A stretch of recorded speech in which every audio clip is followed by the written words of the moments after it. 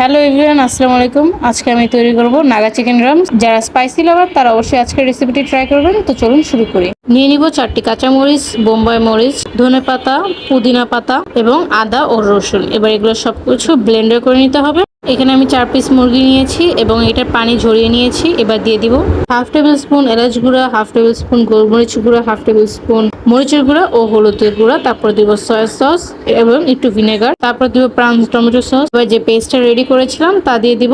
এখন দিচ্ছি স্বাদ মতো লবণ। এবার সব উপকরণ ভালো করে মাখিয়ে 30 মিনিট রেস্টে রেখে দিব। 30 মিনিট পর চিকেন গুলো ফার্স্টে ময়দার মধ্যে কোট করে নিব, তারপর ডিমের ভিতরে দিব, তারপর দিব বিস্কুটের গুঁড়া। ড্রামস তৈরি করতে বিস্কুটের গুঁড়া মাস্ট লাগবে। চুলাতে আগে দিয়েছিলাম তেল গরম হতে, এখন সেটার ভিতরে দিয়ে দিচ্ছি কোট করে রাখা সব চিকেন গুলো। একদম লো আছে চিকেন গুলো উল্টিয়ে পাল্টিয়ে ভেজে নিতে হবে। শুরুতে অতিরিক্ত তাপ দিলে কিন্তু উপরে ক্রিস্পি হবে না।